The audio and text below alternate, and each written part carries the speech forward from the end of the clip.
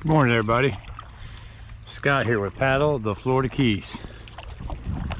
I'm out today paddling the Sonic 12.6 SIC. I like this board a lot because it really has a good glide, and it's not so wide that you can actually get a good stroke out of it. And it really tracks good. I can paddle on one side for 20-30 strokes and still be maintaining my same kind of angle.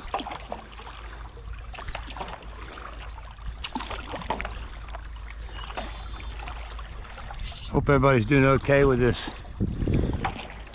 craziness we got going on right now.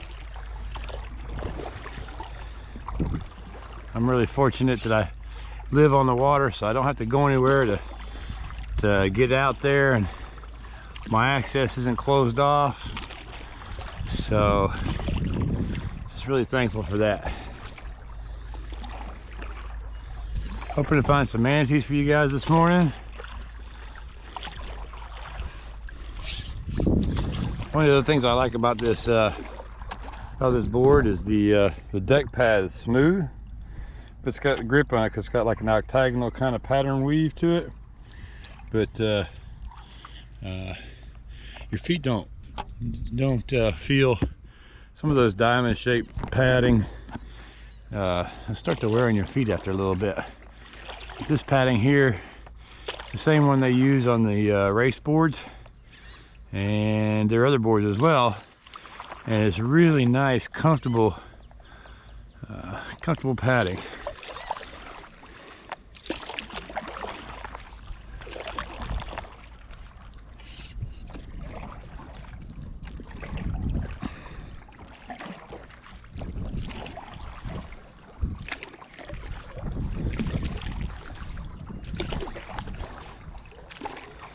All these dead mangroves that you're looking at right here, these are all left over from Hurricane Irma. Hurricane Irma. So they are not growing back anytime soon. But if you look inside there a little bit, you can see that 30-40 feet in, they're still alive and doing well. So the outside ones protected the inside ones, but it is kind of a shame. Some of these mangroves are probably, maybe some of them are as old as 100 years old, or they were anyway, before Irma came along. Irma the Hurricane.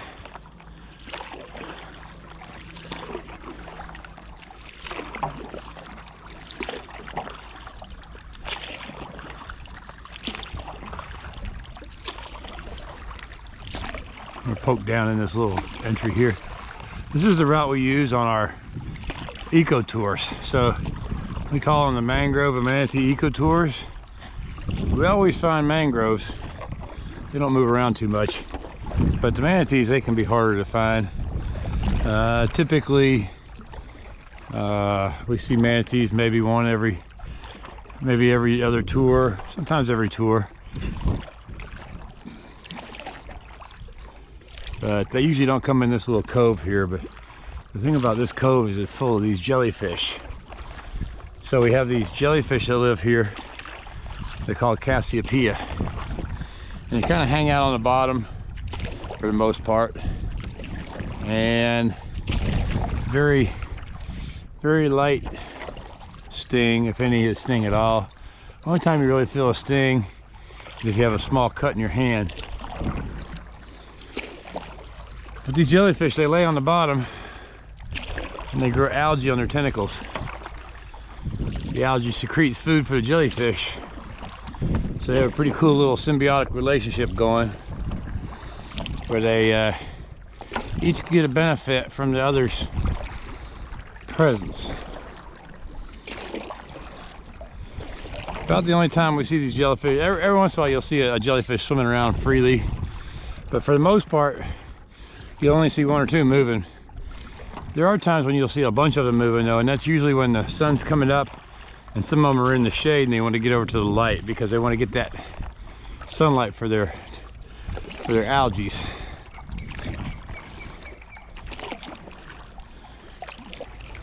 Oh, there's an osprey right there. Oh, yeah. Lots of osprey in the Keys. Oh, and there goes a kingfisher. They're harder to see on GoPro because they're pretty small. There's a couple of those jellyfish right there. Should get to a bunch of them here. Yeah, there's a bunch over there. I'll swing by over that way.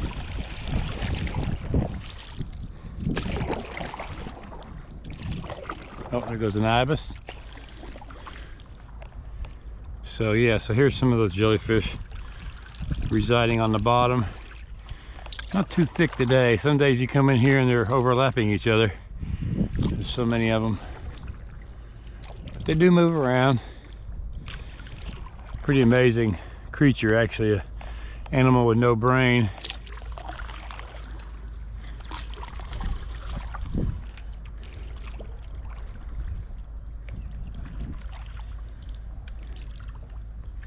There's a pretty good patch of them right there. One of the other cool things about these jellyfish, I just find them amazing. I've been studying them for years now, and one of the coolest things about them is that no two of them are alike, or there's a lot of variation anyway. So just like people all look different to us, and fish kind of all look the same, although I'm sure if you're a fish you could tell the difference. But kind of like people, there's a lot of them there. That's a whole pile of them right there. These jellyfish all have a different and distinct look to each other, so it's kind of amazing really that something so simple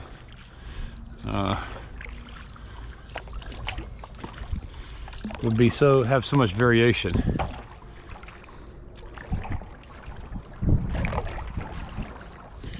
We're in Tavernier Creek right now. Tavernier Creek is separates Key Largo, which is where I am right now, from Plantation Key, which is up there where the houses are in front of me, the other side of the creek. We call these creeks because they're in between the islands and they're tidal. So every 6 hours and 15 minutes or so, the current changes direction. So sometimes the current will be going in, sometimes out, sometimes there'll be no current. And because it's not every 6 hours, then every day the tide changes by about an hour or so, more or less. Hour and 5 minutes, something like that. So it's always helpful to plan your trips around the tide if you can. Oops, there's a little nurse shark right there swimming in the mangrove. See if I can find him there. Oh yeah, way up in there. These nurse sharks love the mangrove roots because they can get up in there and go hunting for smaller fish. That's a pretty small nurse shark there. That's probably only like about a 2-footer. Yeah, right there. He knows I'm on him now. There he goes.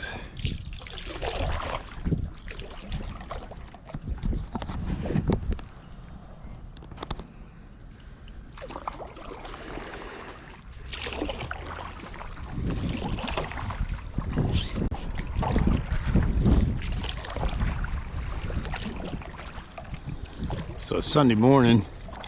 Normally we'd see a few boats out today, but because of the coronavirus, there's a lot less people in the Keys, which means there's a lot less boats in the Keys.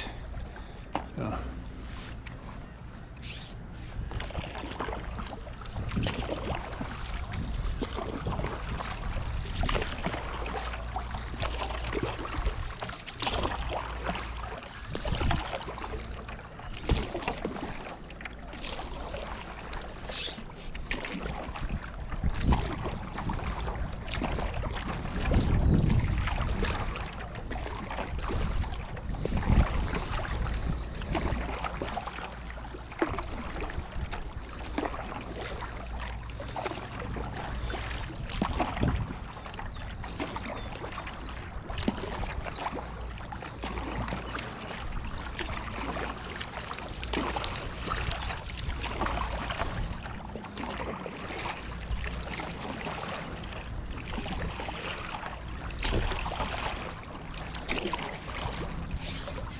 Going over some seagrass beds right here. This is a mixture of turtle grass and manatee grass. Two main grasses we have in the Keys. Manatee grass is kind of thin bladed, kind of like spaghetti, and turtle grass is kind of thicker bladed like linguine. The funniest thing about the different grasses we have, or one of the funny things about it, is that I've noticed over the 8 or 9 years I've been paddling in this particular area that the manatees really favor the turtle grass. So I'm not sure who named it manatee grass, but when I see manatees eating, it's mostly in turtle grass. There are areas where it mixes together, but then for the most part you see patches of one or the other. There's a little bit of manatee grass in there, and then it transitions into turtle grass in the deeper water. Right here there's a mixture.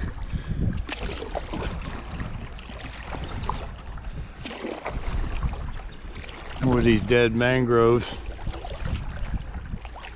from the hurricane.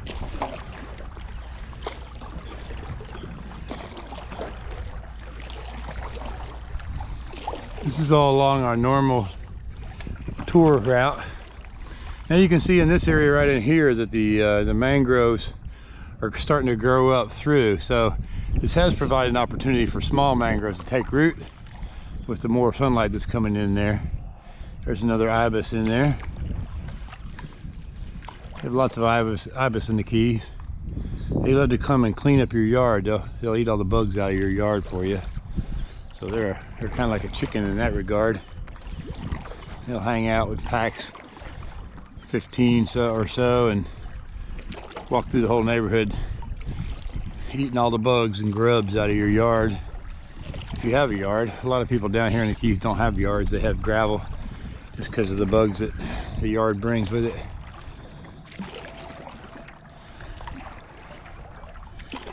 All right, we're coming up on what we call the Mangrove Tunnel. This is usually this is as far down the creek as we go with our tours. This Mangrove Tunnel is really sweet. It's got some really old mangroves in it. Some of them died from the hurricane, but quite a few of them are still in great shape. And we like this because you get off the main river. Boats for the most part stay out of here. Every now and again you'll get somebody looking for bait up in here, but you can't really fish up in here much because it's just too skinny for casting. So don't get a lot of people up in here with the boats. So oh, there's a nice little barracuda right there, about a 2-3 footer. This area right in here, we have had a crocodile stay here before for a brief period of time, and a lot of jellyfish right there right now.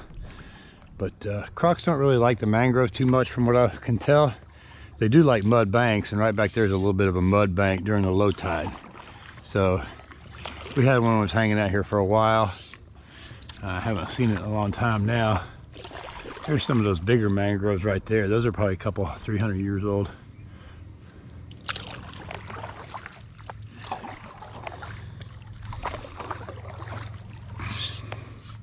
Crocodiles really like people's houses that have boat ramps and a grassy spot, and the swimming pool is even better.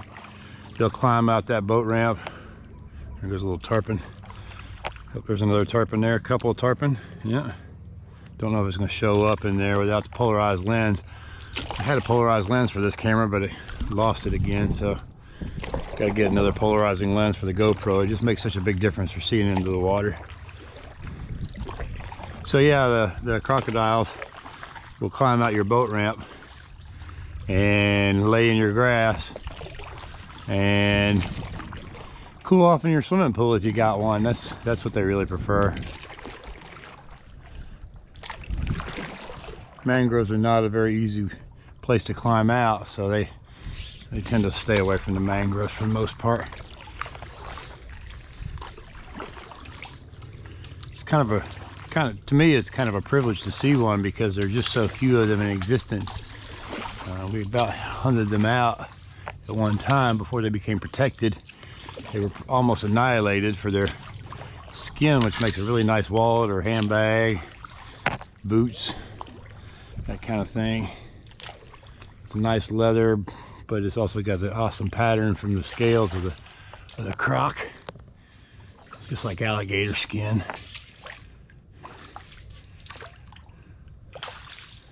So it does get tighter and tighter as you come in here.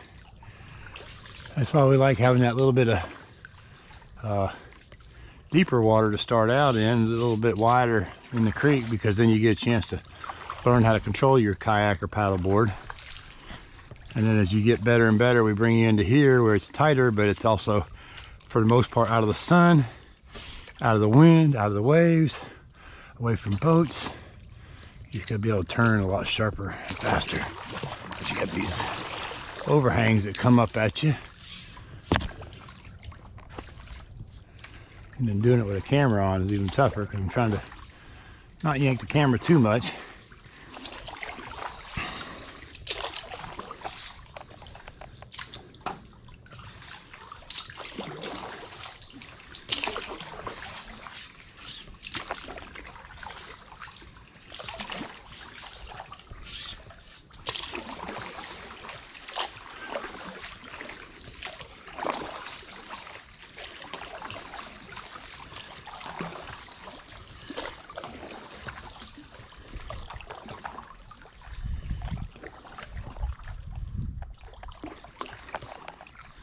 Kind of an interesting fact about mangroves: 1 acre of mangroves drops 4 tons of leaves per year. So that's a lot of leaf matter. It packs down, becomes detritus as it rots, and then it packs really, really tight with no oxygen. So you get these banks of leaves in here, like this little area where it looks like mud. That's actually just detritus, and it can be so thick that if you try to step in it, it'll go up to your waist. And so it's kind of like quicksand in a way, because it's very, very mucky and very sticky. And then when you come out of it, it stinks because there's no oxygen in there. So it's just rotten vegetation. And over time, burrowing animals will get in there, and like crabs and worms and stuff like that, bring a little oxygen down into there, and that will enable some plants to take hold, some grasses and stuff.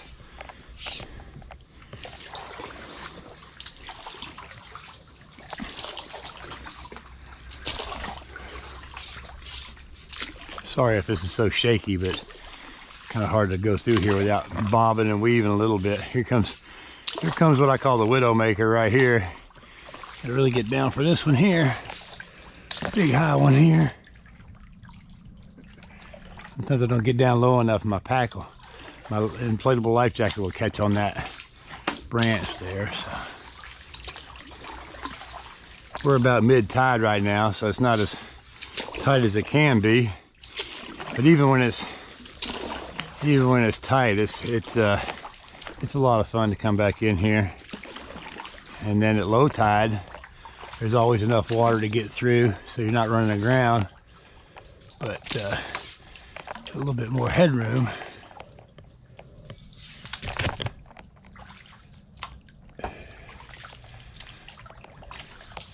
I'm going to be turning around up here at the corner here. This trail does go on. Typically for our tours, this is where we turn around, because we're usually talking so much that the time is kind of goes away. This is also a great place to stop and rest. See, there's a lot of mangrove snappers in here right now. So we got that little parking lot right there in front of me, and then back the other way, if we would have taken a right, that goes on out. That goes all the way to the place we call a secret lagoon. It's about a 4 or 5 acre lake in there. It is a lot more work from here because it gets narrower, significantly narrower. So the turnarounds are less often. And you do have to get down on your board a lot. But for those who persevere and make it back to the secret lagoon, everybody loves that spot. The thing I like about this particular spot right here as well for turning around is if people want to, especially our paddleboarders, because it's so much easier to get back in, this has got a solid bottom. This has got a sandy bottom which is kind of rare in these mangroves. Most everywhere else you go in this creek, you got the detritus on the bottom, anywhere from knee to hip deep. But right in this corner here, because of the flow, it's still sandy. And so we will bring our snorkel gear out here sometimes. We'll snorkel around a little bit. You don't believe how many fish are hanging around these little roots and everything. And it's kind of like snorkeling through the jungle. So it's a pretty cool little spot for the midpoint of the tour. Gives people a chance to relax a little bit, rest up, and get ready for the return trip. Oh, they're trying to avoid those. Here comes another one. Get down low here.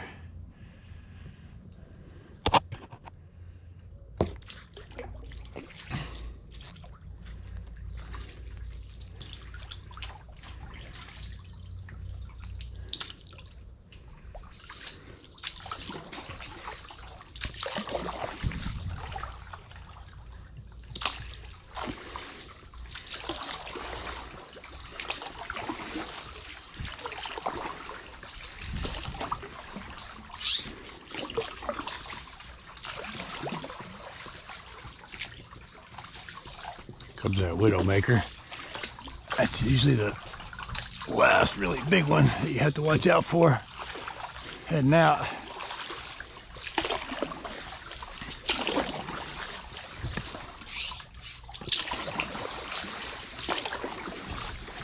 Those things tend to keep the boats and the jet skis from getting back in here. So that's what I like about them. Might have to bend over a little bit, but it does act as a nice filter to keep people from coming back in here so much with the power boats.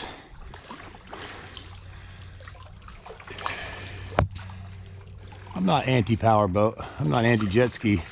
Don't like jet skis much, but you know, I can see the place for them. The problem is people tend to do stupid stuff with them. And that's the problem. It's a matter of education. And because we're in a vacation spot, some people don't really pay attention to the education. And so we have some people doing stuff on jet skis that they're not supposed to, but I think for the most part, most of the people that are renting them out try to do their best to educate their customers. And there's plenty of room for all of us to get along with each other. Oh, there's a nice little blue crab right there. There's three of them. So we got a little crab going on here. There's a blue crab right there. There's a blue crab right over there. This is one of those leaf banks I was telling you about. So I'll just do a little experiment here. There's my paddle. It's already blade deep. So now, I don't know if you can see that, but yeah. So now it's all the way up to there. The water's only a foot deep right here, so my paddle's about 6.5 feet long. So, and I got about 2 feet showing, so I probably got like 3 feet in the detritus, and I could go further, but not without risking falling onto it, trying to get my paddle out of the water.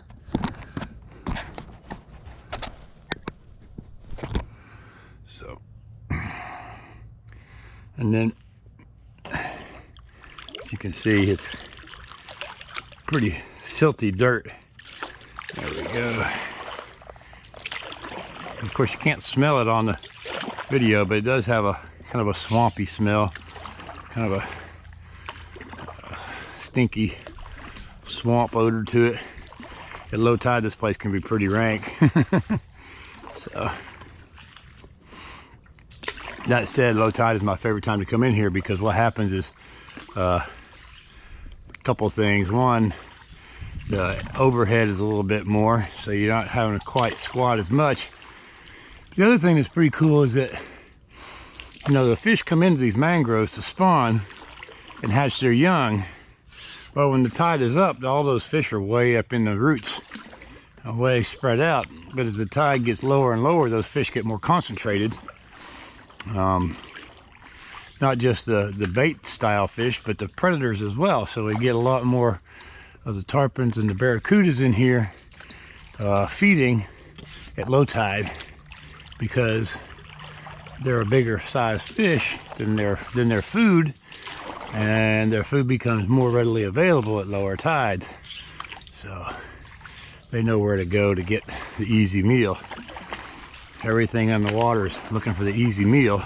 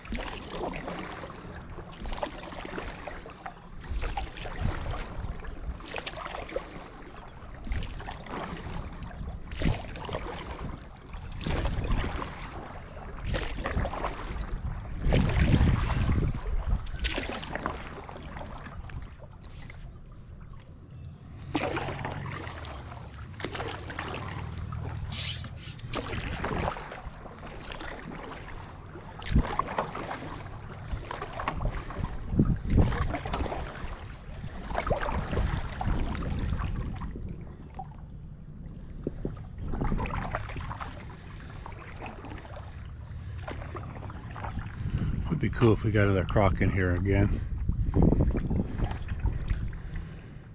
Crocodiles in the Keys. American saltwater crocodiles, very shy. They don't want nothing to do with people for the most part. The closest you can usually get to them is 40 or 50 feet. I was lucky enough a couple weeks ago up in the Everglades to get real close to one that I don't think had ever seen people before, because it definitely wasn't afraid of me. And we just kind of hung out together for about 5 or 10 minutes. It was an amazing interaction, really. He was definitely not threatened, wasn't behaving in any threatening way either. So we just kind of stayed there together. At one point, my board, actually it was this same board, the Sonic 12.6. At one point my board gently touched him, and instead of swimming away or thrashing in the water or going crazy on me like a lot of animals do, he just moved out of the way a little bit, like it was enjoying my company. And that was kind of cool, you know. It's a neat thing to experience.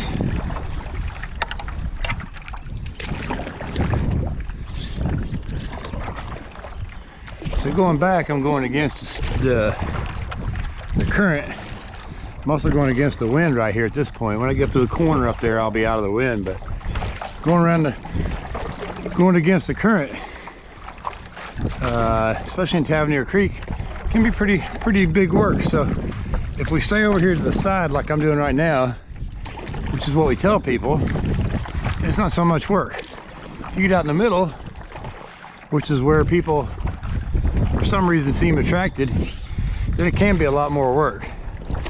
So we try to brief people to stay over here in these little eddies. We're one of these little bumps. I call this a bump right here, where it kind of goes in.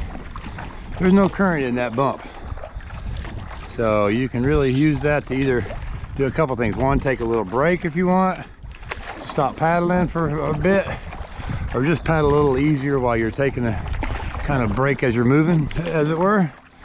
And then when you come back out this little point like this right here, you got a little bit more current, but it's still not going to be anything like what's out in the middle. But then as soon as it points out and goes back in again, I'll drop back in behind the little bumps. It's a huge labor savings.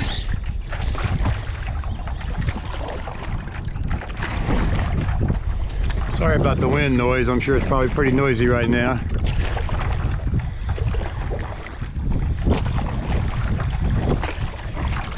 They don't make waterproof microphone setups for these things yet, so I'm just kind of stuck with the onboard mic, hoping to get a better mic for doing the shop videos, but for this we're just kind of stuck with the onboard mic. We get up here to this next little corner here and then we'll be out of the wind.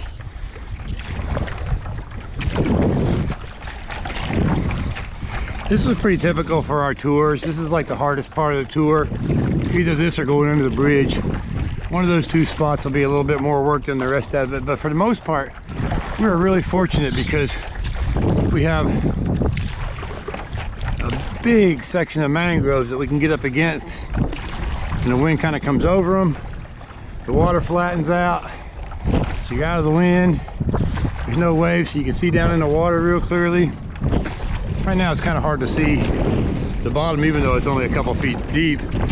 I can see the bottom, but I can't see the details because of the ripples on the water. But as I get up there to where there's no ripples on the water, you can see right down in. Our tours are geared towards the absolute first timers. We get a lot of people in who have never paddled anything before. Canoe, kayak, paddleboard. And we definitely don't discourage you using a kayak, but if you're coming here for the first time and you're somebody who wants to try something new while you're on vacation, paddleboarding is where it's at here.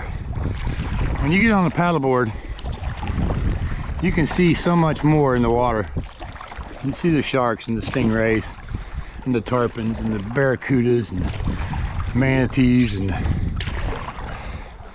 jellyfish and the starfish. When you're on a kayak, it's hard to spot those things. You just have such a lower angle to the water. So I encourage everybody who's coming to us for the first time and hasn't paddled much to just go ahead and jump right on a paddleboard. We're going to teach you how to use it. We're going to be there with you if you go on a tour. We'll drag you back if we have to. It usually doesn't happen. There's a nice little barracuda right there, probably about a 2-footer, maybe 16 inches. Everything looks a little bigger in the water than it really is. So here we're in that flat area I was talking about. The wind's kind of coming over these mangroves here, so it's protected until all the way halfway out the creek there. So you got a big, huge, shallow, clear. There's a little blue crab hiding in the weeds down there.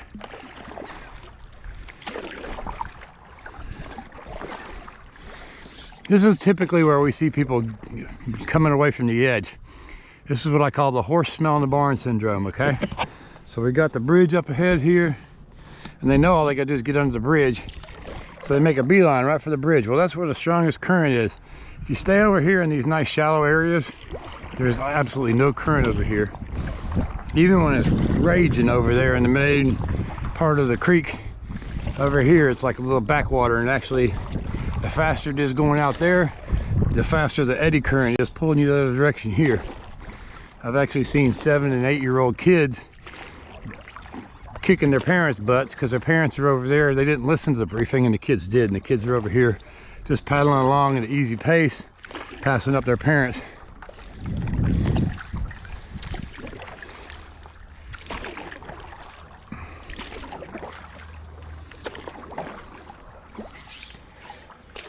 Brown pelicans are still in town. There's one out there in the middle of the creek, but they'll all be leaving pretty soon. They're a migratory bird here. I call it pelican season and not pelican season. That's our two main seasons we have here in the Keys. Most of the time the weather is just kind of pretty beautiful all the time, but about I don't know, early September sometime, maybe mid-September, the pelicans show up and they hang around till sometime mid-April, and they'll disappear. They'll fly up north, I guess, and go to other places.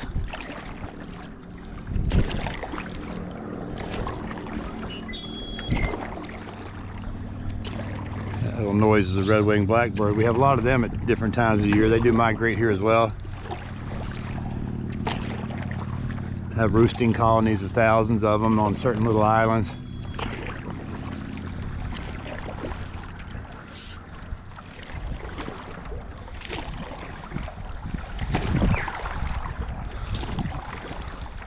I think that was a green heron there. Oh, and there's another green heron there flying away.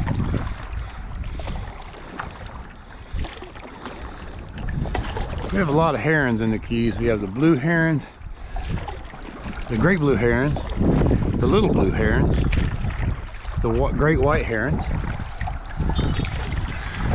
night herons, green herons, tricolor herons. What else?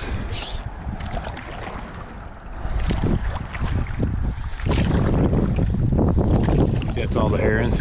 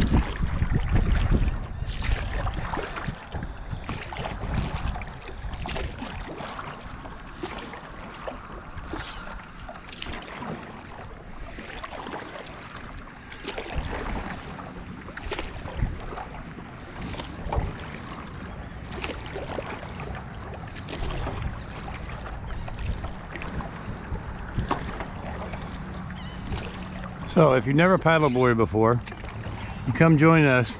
We're going to give you a lesson. We're going to teach you how to do it right. Teach you how to hold the paddle. Teach you how to make the board go forwards, backwards. What to do if you fall in. And then you're going to get to see some cool stuff. So we like seeing cool stuff. That's one of the nice things about the paddle boards, is you do see a lot more in the water than you ever will with a kayak. So if you're really intent on seeing sharks or manatees or stingrays, paddleboard is definitely the way to go.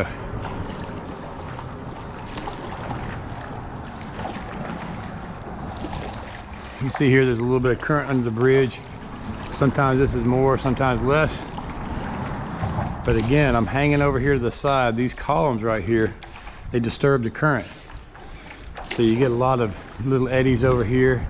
So you stay in this broken up current, it's not nearly as much work as if you're out there. Even 5 feet to the right makes a big difference. And then typically what I'm going to do is I'll stay over here. This is our canal right over there. That's where we're coming out of, but I'm going to stay over here for a little bit further because the tide's coming in. I'm going to get a little gauge so that when I go to cross, I won't be having to fight the current pushing me downwards. I'll have built up a little bit of overage, little gauge on the current.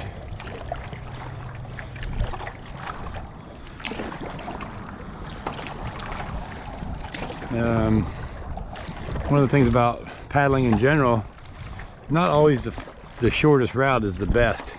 Sometimes the longest route is better. Sometimes you got to go a little bit further to get to the good stuff, or you got to go a little further to make it easier for yourself. And that comes mostly with experience. So now I'm making my way across, and I have about, I don't know, 30-40 feet of gauge here. So as I'm paddling, I don't have to worry about missing the canal. I don't have to worry about pushing against the current. I can let the current push me down right to the canal. I'm aiming for the left of the canal a little bit. The current's moving me to the right, so I end up just going right into the canal. Over there is our kayak launch. So if you do a kayak rental or tour with us, we have a nice beachy area where you can walk in the water. That's a lot easier with kayaks. And then for the paddle boards, we have a dock at the back of the shop, which you can use to get onto the paddleboard. Paddleboards are a lot easier to launch on a dock.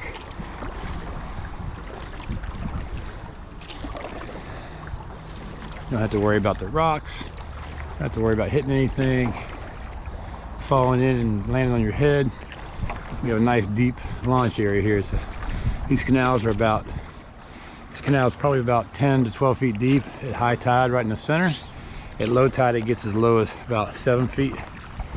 So it's not super deep, but deep enough that if you fall in, you're not going to hit your head on anything.